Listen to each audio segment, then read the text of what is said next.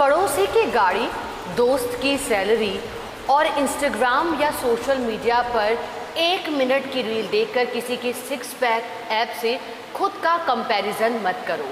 Comparison से मन खराब मत करो, क्योंकि हो सकता है जिस चीज़ को आपने बस 1 सेकंड में देख लिया हो उसके लिए कोई वर्षों से मेहनत कर रहा हो। तो इसलिए आपको कंपैरिजन से बचना है, खुद का मन खराब नहीं करना है। एक और जीवन की सीख है, फिटनेस की सीख भी है कि दर्द से मत बचो। अगर दर्द से बचोगे तो फिर जीवन में कोई बड़ा बदलाव नहीं करोगे। ऐसे ही जब आप फिटनेस जर्नी की शुरुआत करते हैं तो मसल बनाने में समय ज़रूर लगता है, दर्द ज़रूर होता है, लेकिन फिर आपकी जर्नी बदल जाती है। तो फिर इन बातों का आपको ख्याल रखना है।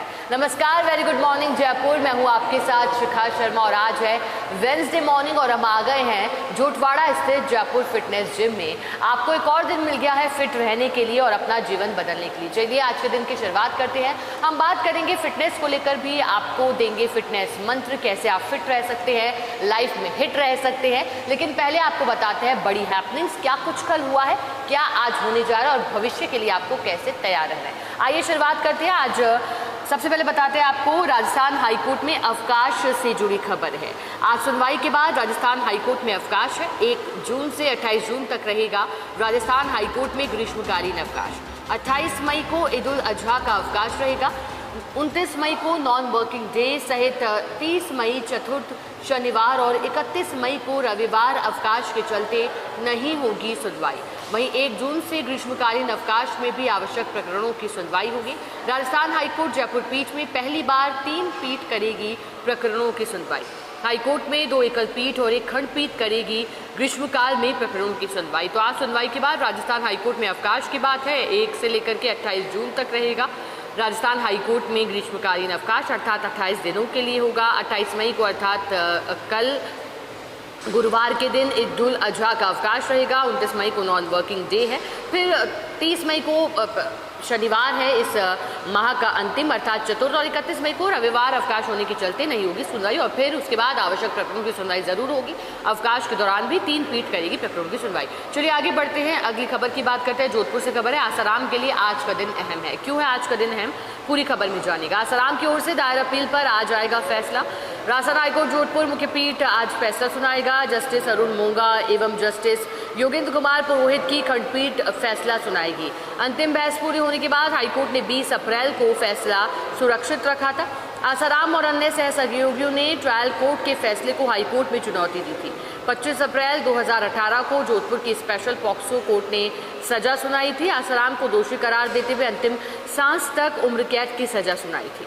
मामले में सह आरोपी शिवा और शिल्पी को भी 20-20 साल की सजा सुनाई गई थी। तो आसाराम के लिए आज का दिन अहम है, क्योंकि जो अपील आसाराम की ओर से दायर की गई थी उस पर आज फैसला होगा। राजस्थान हाईकोर्ट जोधपुर मुख्य पीठ आज फैसला सुनाएगा। जस्टिस अरुण मोंगा और जस्टिस योगेंद्र कुमार पुरोहित की खंडपीठ फैसला सुनाएगी। 20 अप्रैल को फैसला अंतिम बहस पूरी होने के बाद सुरक्षित रख लिया गया था। फिर सह आरोपियों ने ट्रायल कोर्ट के फैसले को चुनौती भी दी थी। पॉक्सो कोर्ट ने सजा सुनाई थी 25 अप्रैल 2018 को आसाराम को और दोषी करार देते हुए उम्र कैद की सजा सुनाई थी। लेकिन कई बार आसाराम स्वास्थ्य कारणों के चलते बाहर भी आया है जेल से, और इस बार भी जो याचिका दायर की थी उस पर सुनवाई की बात के लिए आज का दिन अहम है। चलिए आगे बढ़ते हैं, अगली खबर की बात करते हैं। तो आज मनाई जाएगी पद्मनी एकादशी। 3 साल बाद आई है पद्मनी एकादशी। अधिक मास में पड़ने से इसका महत्व बढ़ गया है। पद्मनी एकादशी को पुरुषोत्तम एकादशी भी कहा जाता है। पद्मनी एकादशी पर शुभ संयोग बन रहा है। रवि योग और स्वार्थ सिद्धि योग का निर्माण हो रहा है। भगवान विष्णु की पूजा का विशेष महत्व है। तो आज पद्मनी एकादशी मनाई जा रही है और इसलिए मायने रखता है क्योंकि 3 साल बाद ही आई है। हिंदू धर्म सनातन संस्कृति में इसका महत्व इसलिए भी है क्योंकि भगवान विष्णु की महत्ता को दर्शाता है। उनकी पूजा अर्चना का विशेष दौर चलता है। शुभ संयोग भी बन रहा है, जो कि कई वर्षों बाद ये संयोग बन रहा है। और बता दें कि पुरुषोत्तम एकादशी भी इसे कहा जाता है। इसका दूसरा नाम पुरुषोत्तम एकादशी है। रवि योग और स्वार्थ सिद्धि योग का निर्माण भी हो रहा है। तो आज मनाई जा रही है पद्मनी एकादशी। 3 साल बाद ये मनाई जा रही है, इसका महत्व है और विधि विधान से पूजा अर्चना का दौर भी आज चलेगा। तो चलिए ये तो थी आज की तमाम बड़ी खबरें, क्या कुछ होने जा रहा है और क्या कुछ हुआ है, क्यों आज का दिन मायने रखता है सभी के लिए। अब हम बात करेंगे फर्स्ट ईयर समूह के द्वारा प्रकाशित अखबार की खबरों की। पहले हम बात करेंगे डेली इंग्लिश न्यूज़पेपर और फिर हम दैनिक हिंदी अखबार सच बेधड़क की बात करेंगे तो first India daily English newspaper में पहली प्रकाशित खबर, Shah powers borders spirit of Rajasthan. तो गृह मंत्री अमित शाह बीकानेर दौरे पर है, 2 दिवसीय उनका दौरा था। शुरुआत इस दौरे की हो गई थी और सोमवार देर रात्रि से ही दौरा उनका शुरू हो गया था। फिर कल मंगलवार का पूरा दिन बीता जवानों के बीच जब वो गए, मायने रखता है क्योंकि अंतर्राष्ट्रीय सुरक्षा के महत्व पर भी टिका रहा उनका ये दौरा। अब क्या कुछ हुआ 2 दिवसीय दौरे में, प्रकाशित खबर में जानते हैं। तो अमित शाह ने कहा है कि बॉर्डर स्पिरिट ऑफ राजस्थान जब पहुंचे तो फिर इसकी शक्तियां और इसका महत्व और अधिक बढ़ जाता है। Union home minister and corporation minister Amit Shah on Tuesday said India's border guards protect the country under extreme conditions such as heavy rainfall, high temperature, dense forests, and remain deployed on the borders with dedication, bravery, courage, and a spirit of supreme sacrifice. तो गृहमंत्री अमित शाह ने कहा था जब वो BSF मुख्यालय पहुंचे थे, उसके बाद उन्होंने जवानों से जब मुलाकात की, संवाद किया, साचू सीमा चौकी पर भी पहुंचे। उसके बाद अमित शाह ने कहा, गृहमंत्री है देश के, उन्होंने कहा कि हमारे जिस तरह से सेना के जवान हैं बॉर्डर पर तैनात, हमारे देश के शूरवीर हैं, वो किसी भी तरह की परिस्थिति हो, चाहे भारी वर्षा की बात हो या फिर घने जंगलों की बात हो या उच्च तापमान की बात हो, सभी परिस्थितियों को सहते हैं और उनके होने से ही हमारी सुरक्षा हो पाती है। उन्होंने कहा कि जिस तरह की परिस्थितियों में काम करते हैं वो वाकई मायने रखता है। ये उनके साहस को, उनकी वीरता को, उनके समर्पण को दर्शाता है। अमित शाह ने इसकी तारीफ भी की, सराहना की। He praised the BSF for its role during Operation Sindoor, saying force did not allow only guard border firmly but also boosted the morale of the people living in फंटाइन डिस्ट्रिक्ट। तो गृहमंत्री अमित शाह ने कहा, सराहना की, उन्होंने कहा BSF के जवानों की, उन्होंने ऑपरेशन सिंदूर के दौरान जो भूमिका थी जवानों की उसकी भी सराहना की थी और उन्होंने कहा था कि न सिर्फ सभी परिस्थितियों का सामना करते हैं बल्कि सीमांत क्षेत्रों में भी वो लोग तैनात रहते हैं और सीमांत क्षेत्रों में तैनात रह करके हमारे देश के अंतर्राष्ट्रीय सुरक्षा का भी ख्याल रखते हैं। तो चलिए, ये तो थी गृहमंत्री अमित शाह और उनके बीकानेर दौरे से जुड़ी खबर। एक तस्वीर भी है, बेहद खास है। एक तरफ देश की सेना के शूरवीर है, जवान है गृहमंत्री अमित शाह, और राजस्थान के मुख्यमंत्री बृजलाल शर्मा है, क्योंकि मुख्यमंत्री भी पहुंचे तो अगवानी की थी अमित शाह की। और ये तस्वीरें हमने लगातार आपको फर्स्ट इंडिया न्यूज़ पर दिखाई थी क्योंकि मायने है ये पूरे ही प्रदेशवासियों के लिए। चलिए आगे बढ़ते हैं, अगली खबर की बात करते हैं। Amit China concern, India US seal mega critical minerals deal. तो चाहे चाइना चिंता करता रहे लेकिन इंडिया और US के बीच मेगा बड़ी डील हो गई है क्रिटिकल मिनरल्स को लेकर के। जो दुर्लभ खनिज है उससे जुड़ी एक डील हो चुकी है भारत और अमेरिका के बीच। India and US on Tuesday signed a bilateral framework covering the supply, mining and processing of critical minerals and rare earth elements। तो भारत और अमेरिका के बीच एक महत्वपूर्ण समझौता हुआ है। ये समझौता जुड़ा है प्रकृति के दुर्लभ खनिजों से जुड़ा है। इसे लेकर के द्विपक्षीय वार्ता के बाद एक समझौता हो गया है। The agreement was announced by external affairs minister S Jaishankar after bilateral discussion at the quad foreign minister meeting. तो ये देश के जो हमारे विदेश मंत्री हैं जयशंकर, उन्होंने इसकी घोषणा की है। उन्होंने इसकी घोषणा क्वाड देशों के जो मिनिस्टर्स हैं, मंत्री हैं, उनके साथ वार्ता और संवाद की बात की थी। उन्होंने कहा that where the issue also features prominently we are today signing a bilateral India US framework on securing supplies of mining and processing of critical minerals and rare earth। Jaishankar said he added that securing critical minerals had become an important area of cooperation। उन्होंने कहा कि जो वर्तमान समय की आवश्यकता है उसको देखते हुए ये समझौता होना देशवासियों के लिए भी मायने रखता है और जो दुर्लभ प्रकृति के तत्व हैं और खनिज हैं ऐसे जिनके लिए आवश्यकता है भविष्य को लेकर उनकी आपूर्ति भंडारण की भी चिंता है, इस पर हमारा एक अहम समझौता हो गया है। चीन की चिंता के बीच में और चर्चा के बाद में समझौता हो गया। चलिए आगे बढ़ते हैं, अगली खबर की बात करते हैं। चेंज ऑफ गार्ड इन कर्नाटका। ये प्रश्न है, सवाल है कि क्या कर्नाटक में चेंज होने जा रहा है। Amid an all-out tussle for leadership in Karnataka, the Congress High Command is known to have conveyed to Chief Minister Siddharamaiah during a high-level meeting on Tuesday that is what looking at a transition in the state, reorienting the party organization and government while keeping the future challenges in mind। तो अमिट all going tussle जो खींचतान फिलहाल चल रहा है कर्नाटका में नेतृत्व को लेकर के, उन सभी के बीच कांग्रेस का जो शीर्ष नेतृत्व है या कहें कांग्रेस का जो हाई कमांड है उन्होंने ये तय कर लिया है जो बैठक हुई सिद्धारमैया के बाद, और उनको भी एक तरह से समय दे दिया गया है सोचने का, विचारने का। और ये कहा जा रहा है कि कांग्रेस अब सत्ता और संगठन में बदलाव के लिए पूरी तरह तैयार है, न सिर्फ बदलाव के लिए बल्कि भविष्य में इससे जो स्थितियां उत्पन्न हो सकती हैं उसके लिए भी। Keen that the transition be smooth and dignified, sources said the CM has been given time to mull over the idea. इतना ही नहीं, यही भी कहा जा रहा है कि स्मूथ रखा जाए, सब कुछ सामान्य रखा जाए, इजी रखा जाए, ये तैयारी भी कांग्रेस पार्टी की, और इसके लिए एक निर्धारित समय भी दे दिया गया है। चलिए आगे बढ़ते हैं, अगली खबर की बात करते हैं। Kota airport to expand global reach. Kota airport to expand, अब कोटा एयरपोर्ट जो वैश्विक स्तर पर विस्तार की बात हो रही है। Lok Sabha speaker Om Birla on Tuesday chaired high level review meeting at Parliament House to access progress of the Kota Bundi greenfield airport project.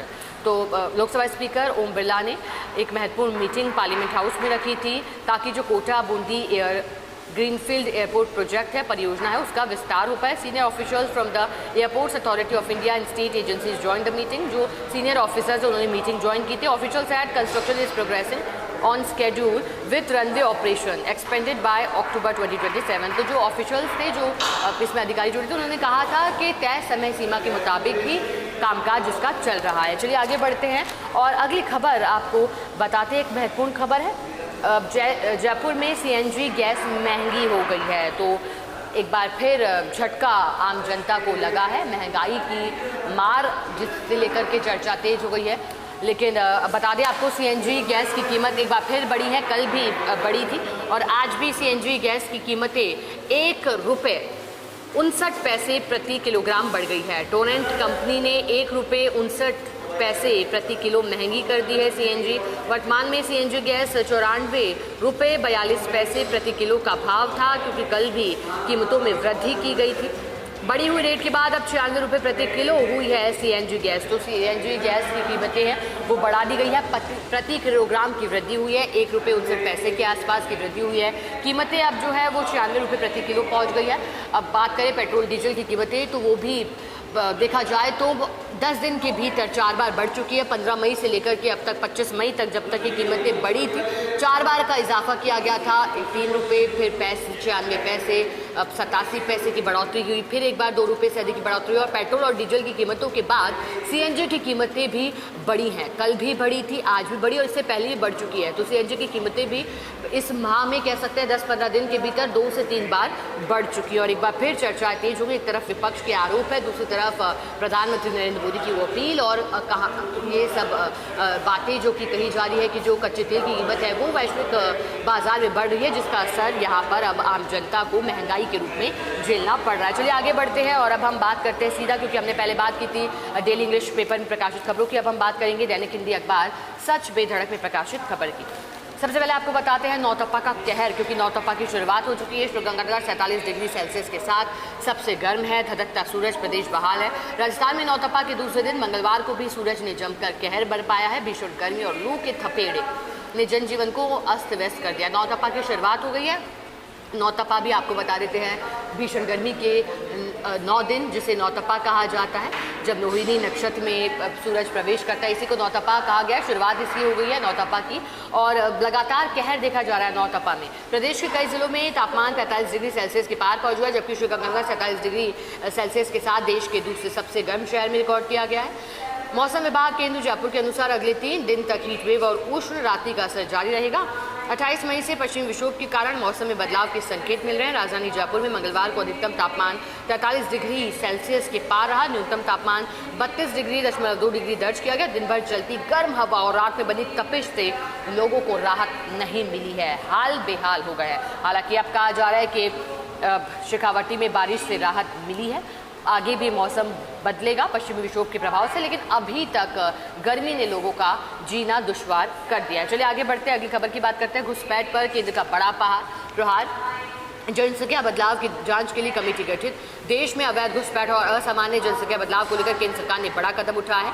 केंद्र ने पूरे देश में हो रहे जनसांख्यिकीय परिवर्तनों की व्यापक जांच और अध्ययन के लिए उच्च स्तरीय समिति का गठन किया है। सुप्रीम कोर्ट के सेवानिवृत्त न्यायाधीश जस्टिस प्रकाश प्रभाकर नावेलकर को समिति का अध्यक्ष बनाया गया है। केंद्रीय गृह मंत्री अमित शाह ने मंगलवार को सोशल मीडिया प्लेटफॉर्म एक्स पर इसकी जानकारी दी और कहा कि अवैध प्रवास और अन्य असामान्य कारणों से हो रहे जनसंख्या परिवर्तन किसी भी राष्ट्र के वर्तमान और भविष्य के लिए गंभीर चुनौती है। उन्होंने कहा कि प्रधानमंत्री मोदी ने 15 अगस्त 2025 को इस दिशा में उच्च स्तरीय समिति गठित करने की घोषणा की थी और ये बड़ा प्रहार घुसपैठ पर माना जा रहा है केंद्र का कमेटी, और फिर इसके बाद लगातार मॉनिटरिंग भी बढ़ा दी गई है। चलिए आगे बढ़ते हैं, अगली खबर की बात करते हैं।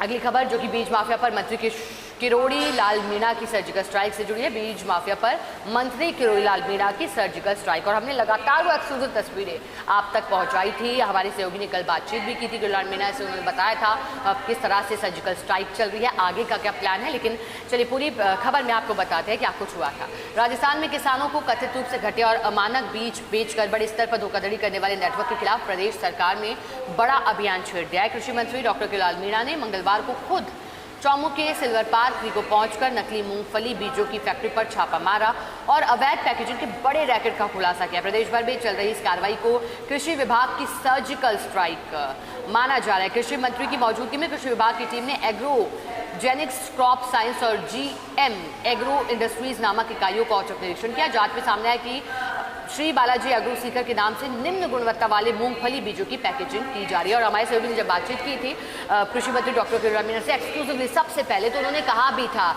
कि जो नकली और घटिया किस्म की मूंगफली है उसे फिर बीजों के रूप में घटिया क्वालिटी का बेचा जा रहा है, किसानों के लिए बड़े नुकसान की बात उन्होंने की थी और कहा था कि आगे भी बड़े खुलासे होंगे, जांच के बाद साफ होगा। चलिए आगे बढ़ते हैं, अगली खबर की बात करते हैं। पंचायत राज चुनाव देरी मामले की अवमानना याचिकाएं खारिज कर दी गई हैं। कोर्ट में आयोग ने माफी मांगी है, कहा कि डेटा नहीं मिलने से देरी हुई है। बता दें कि प्रदेश में पंचायत और निकाय चुनाव समय पर नहीं कराने से जुड़े मामले में राजस्थान हाईकोर्ट ने दोनों अवमानना याचिकाओं को सारहीन माना और निस्तारित कर दिया है। बता दें कि सुनवाई के दौरान राज्य चुनाव आयोग ने अदालत में बिना शर्त माफी मांगते हुए कहा कि सरकार से जरूरी डेटा समय पर नहीं मिलने के कारण चुनाव प्रक्रिया में देरी हुई। आयोग ने स्पष्ट किया कि उसने जानबूझकर अदालत के आदेश की अवहेलना नहीं की। जस्टिस महेंद्र कुमार गोयल और जस्टिस अनिल कुमार उपमन की खंडपीठ ने पूर्व विधायक संयम लोढ़ा और गिरिराज सिंह देवंदा की ओर से दायर अवमानना याचिकाओं को निस्तारित करने के आदेश दे दिए हैं।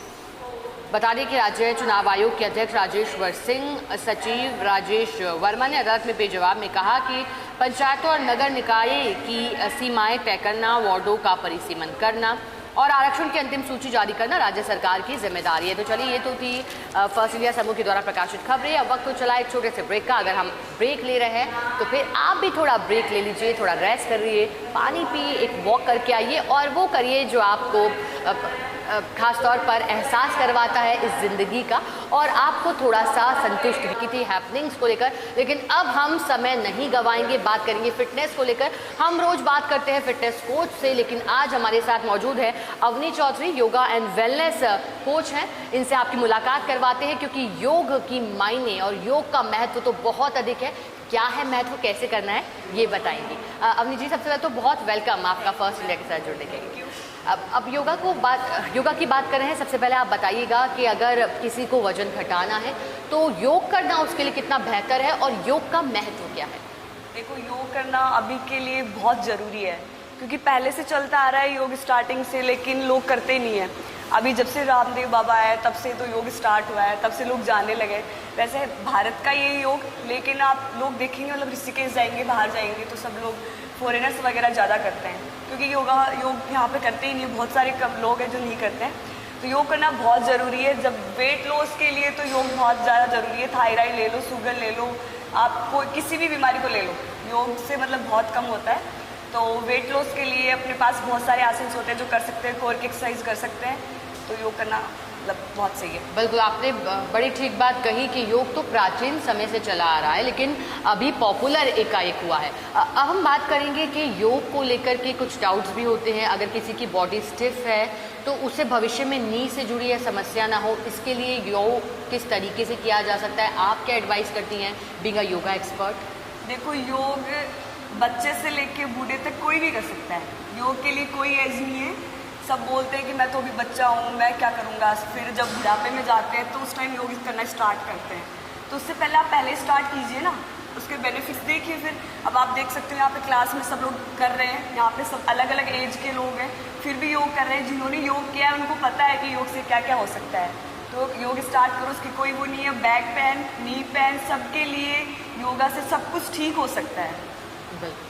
अब मसल बिल्डिंग के लिए क्या एक्सरसाइज ठीक है या फिर योग सही रहता है? क्या दोनों साथ में कर सकते हैं? दोनों साथ में कर सकते हैं। देखो, योग से फ्लेक्सिबिलिटी भी आती है, मसल्स के लिए भी अच्छी रहती है, स्ट्रेंथ भी आती है, सब कुछ है योग में। आप मेंटली भी प्रिपेयर होते हैं अच्छे से और फिजिकल तो है ही, तो दोनों के लिए सबसे बेस्ट है योग। अच्छा, क्या योग घर पर कर सकते हैं? कुछ लोग यूट्यूब पर वीडियोस देखकर या फिर खुद से भी अपनी समझ जानकारी के मुताबिक भी योग कर लेते हैं, क्या वो ठीक है या फिर इसके लिए इंस्ट्रक्टर ही बेहतर है? देखो, मेरे हिसाब से इंस्ट्रक्टर बेहतर है, क्योंकि बहुत सारे आसन होते हैं जो लोगों को पता नहीं है, वो नहीं करने चाहिए। जैसे अपन ले लेते हैं, कोई भी बीमारी बैक पेन है तो लोग कर लेते हैं कि वीडियोस देख लिए, बैक पेन के लिए 2-3 एक्सरसाइज कर ली। पर बहुत सारे आसन ऐसे होते हैं जो बैक पेन में मतलब ज़्यादा बैक पेन हो सकता है उससे करने से, तो लोगों को पता नहीं रहता। फिर लोग कहते हैं, फिर बोलते हैं कि योगा से तो कोई फ़र्क नहीं पड़ रहा है। तो मेरे हिसाब से इंस्ट्रक्टर ज़्यादा सही है। बिल्कुल। इस खास बुलेटिन को अब हम क्लोज करेंगे। एक आखिरी फिटनेस टिप्स आप देना चाहें जो दर्शकों को? करो योग, रहो निरोग।